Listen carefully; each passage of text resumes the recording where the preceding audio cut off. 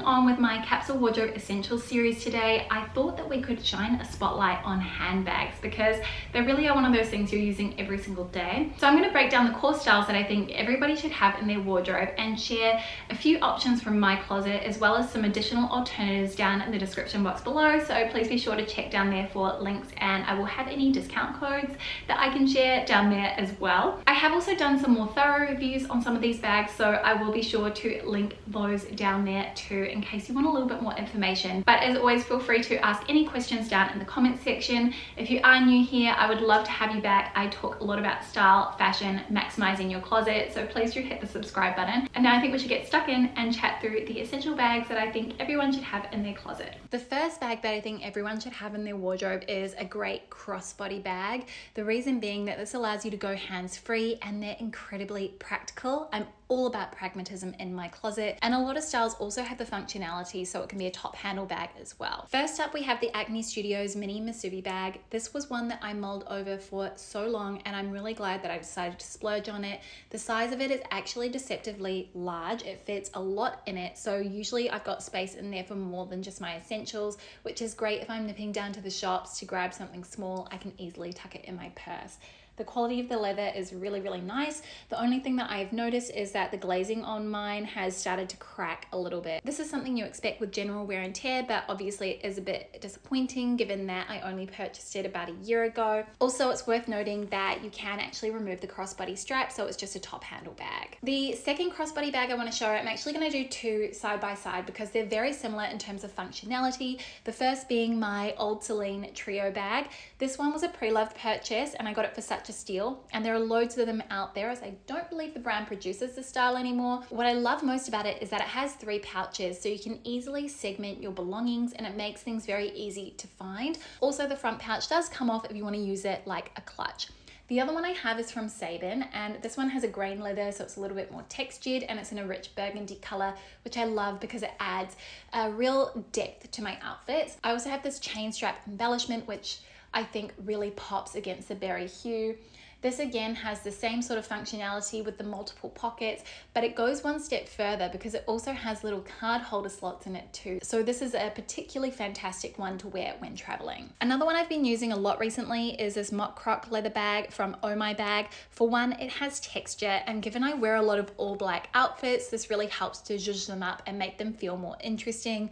Also, it has a zipper, so I feel like my items inside are always really nice and secure, and it's a really kind of robust leather. The crossbody strap comes off, so you can wear it just as a top handle if you like, which is my preferred way to carry it. The second bag I think is a must is a great tote bag, and as most of my bags are in storage, I'm only going to be sharing one with you, and this is one that I will always recommend time and time again.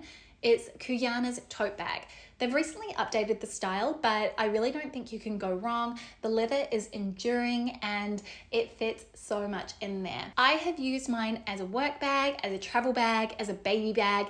It really kind of goes above and beyond and is one of the hardest working items I have in my closet. Next category is the evening bag, and you could easily just go down the clutch route if you wanted, but I've got 2 options here which are both kind of quite petite but look really elegant and elevated. So the first bag is from Pollen, and this is the one that I often will use if I have a special event. The shape on this is really unique and the base is slightly triangular. So just a word of warning, if you are putting this one down, you have to lay it flat on its side. It has a snap closure, but I actually find that it keeps your belongings pretty secure.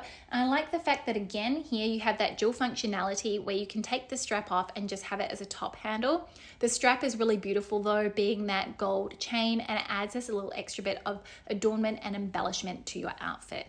It also looks really nice when you're holding it like a top handle and it's kind of just draped over the bag. The other evening bag that I have is my Chanel boy bag. This is in the small size. I've had this for about 5 years now, and I really love the chevron pattern. I haven't used it a lot, admittedly, because my cell phone no longer fits in it. But if I am planning on carrying my phone, this does fit all of the essentials that I would need to take with me out for dinner. And I really love the ruthenium hardware. I think that it has this beautiful aged look to it, and it is really striking if I want a slightly more silvery metallic element to my outfit. It is also quite structured, so it has a really different feel to the pole-length bag when worn. Final category is the colourful bag, and while I tend to wear mostly black and tan bags every single day, it is nice to be able to have the option to mix in something else, especially because I have a mostly neutral wardrobe. The most vibrant of the bunch in my collection is my small Fenty Peekaboo. This was a pre-loved purchase from Fashion File, and I love the tomato red hue. It just is so eye-catching and it looks really fresh against an all-white outfit. There's a bit of a theme in terms of what I'm drawn to in bags, and here you've got the two pockets, the one at the front and the one at the back, so you can easily segment your belongings. I want to be able to find things as quickly as possible. And again, this does have the crossbody strap, which you can remove. So great that you've got the option to wear it just as a top handle or as a crossbody. It's a smooth leather, but I haven't found that I've needed to baby it at all. It's really held up quite well. I have a few green bags here, so we're going to talk about them all in succession, starting with the most desaturated one, which is my Bao Bao Issey Miyake Prism bag. This is a smaller size, and I really like this because it's almost like a little mini tote, and it's really floppy, so it's a great one to take with you when traveling. You can easily just pack it away in your suitcase. The size is pretty deceptive. It fits quite a lot in it too. Then we have my ACOC woven bag, and this is a mini bag. Really, you can only fit your cell phone in it. I have the Pro Max size, and maybe a little card holder and a key holder, possibly a lipstick too, but because it is this open woven style, I do kind of get a little bit paranoid that things might slip out of it. I really like this as a bit of a more evening fancy bag when I don't need to carry much. It again is so vibrant and fun. We also have the mini birdie bag from Sabin in this delightful verdant green. This one I'm actually loaning from them, so it's not in my own wardrobe, but I've been having a lot of fun using it, and I think the color again is just so great, especially for the springtime. And this does have the two pockets, and it's also got a zip up section in the center, which is really nice, and it has the same pebbled leather as my Tilly's Big Sis, which I shared earlier, so quality is exceptional, and yeah, I just think it's a really good practical size. The final colorful bag that I've got is from Parisa Wang, and this is a really great one because it actually doubles up both as a shoulder bag and as a backpack. So you have that dual functionality, and again, as I said earlier, I'm all about pragmatism, and I'm also all about versatility. The leather on this is really beautiful. It's soft and supple, has a bit of structure to it as well, and the size of it is really great. It has some really good interior compartments. However, I do sometimes find it a little bit fussy to open, mostly because it doesn't have a top handle. So I have this really long strap to contend with, and usually I want to balance it against something, whether it is my knee or a table. Otherwise, it's really cute and one that I love wearing, especially with kind of a black and grey outfit. So those were the bags. I think if you wanted to minimize even further, you could really just opt to not have a colorful bag. However, I do think having something that maybe is a bit more of a pop, that's a bit louder than your other bag options, is a great way to keep your closet feeling really fresh and exciting. I think it goes without saying that you're not going to rush out and buy all these bags at once. They're going to be things that you collect or add to your closet over time, as generally handbags, especially good quality ones, tend to be a little bit more on the expensive end of the spectrum.